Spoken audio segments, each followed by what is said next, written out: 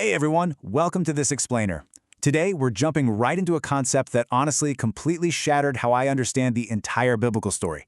We're going to take a really deep dive into a single word, just one word, that literally alters the architecture of everything from the Garden of Eden all the way to the end of the universe. And that word is glory. So let me ask you, what actually comes to mind when you hear the word glory? I mean, for most of us, we kind of treat it as this vague, aesthetic luminescence, right? Maybe it's just a synonym for singing praise or, an intensifier for a really great church service. It's one of those words we just assume we get. But in the ancient world, it meant something entirely different. Something dangerous, physical, and profoundly heavy.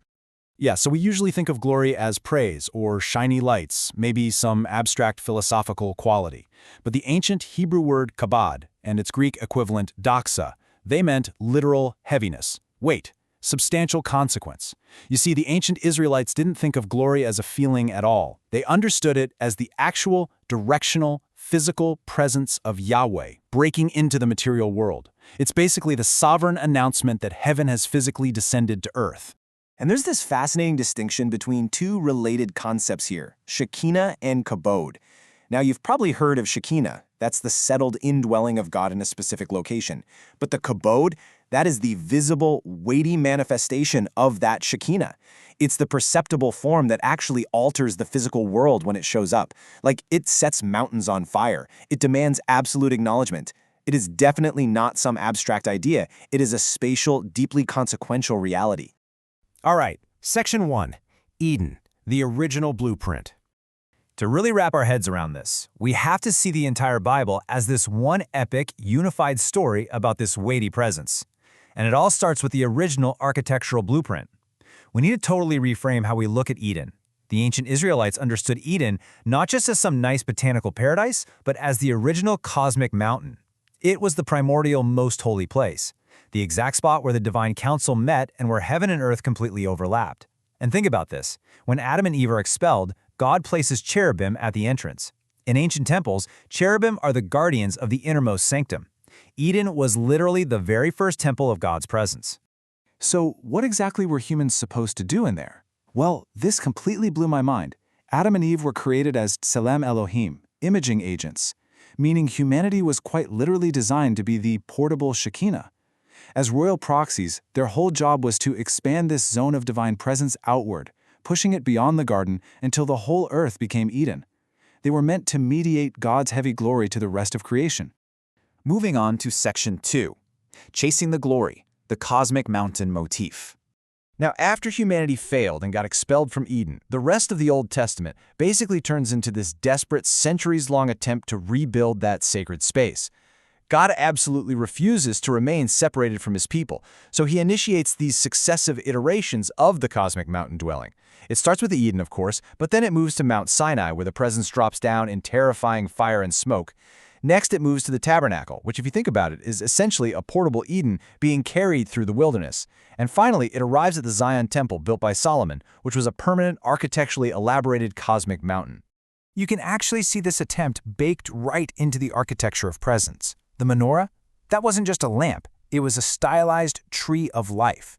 The embroidered cherubim guarded the veil in the exact same way they guarded Eden. And those graduated zones moving from the outer courts into the inner sanctum, they were specifically designed to safely contain the lethal weight of the kabod. All these ritual structures were essentially an institutional acknowledgement that God's intense glory and human sin have a profoundly lethal incompatibility. And to understand just how real, how physical this was, listen to this incredible detail from 1 Kings chapter 8. When the temple was finally dedicated, the kabod filled Solomon's temple with such intense, literal weight that the priests were physically forced to the floor. There was literally no way they could stand up to do their jobs. The presence had claimed its dwelling in a very real way. Which brings us to Section 3, the great tragedy, the empty shell.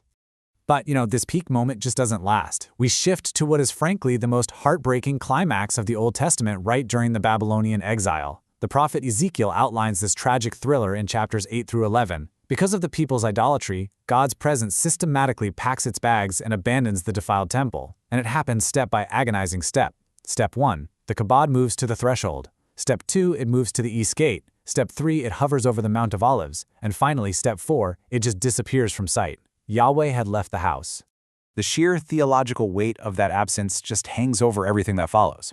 Eventually, the Israelites return from exile and they rebuild. And by Jesus' day, Herod's Second Temple is an absolute architectural masterpiece. But tragically, it's just an empty shell. The Ark of the Covenant was gone, the kabod never visibly returned to the most holy place. For centuries, the Jewish people were just left waiting for the Shekinah to come back. That sets us up for section 4, the plot twist. The presence returns in flesh. And here is the massive plot twist of the New Testament, the exact how and where the presence finally returned. Listen to John 1:14.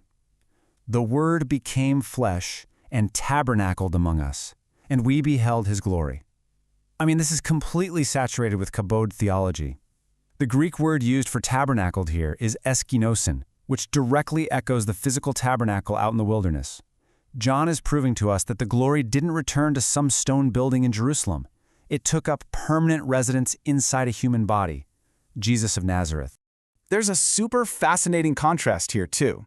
Think about when Moses went up Mount Sinai, he came down glowing, right? But that was radiance from the outside. It was reflected glory. Honestly, almost like a severe spiritual sunburn from just being too close to the divine. But at the Transfiguration, Jesus' radiance is completely different. The light isn't reflecting off him, it's pouring out from the inside out. It's intrinsic, unborrowed glory. He isn't just reflecting the kabod, he is the kabod. And having this context makes his famous sayings absolutely blow your mind. When Jesus said, "I am the light of the world," he didn't just say it randomly on a Tuesday. He said it during the festival of Sukkot, right in the middle of a massive lamp lighting ceremony that commemorated the Shekinah pillar of fire that led the Israelites in the wilderness. Jesus was standing right there essentially saying, "Hey, you're lighting all these lamps to remember the giant pillar of fire? Yeah, that's me. I am that exact presence." And finally, section 5. The ultimate destination, a universe filled with glory.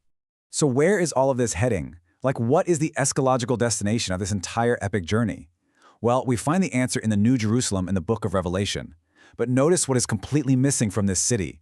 There is no temple building. Why? Because the kabod is no longer contained in some tiny room. It has become completely unmediated and literally fills the entire renewed cosmos. There is no sun or moon needed because the intrinsic glory of the Lamb provides all the light. And beautifully, there are absolutely no cherubim with flaming swords blocking the tree of life anymore.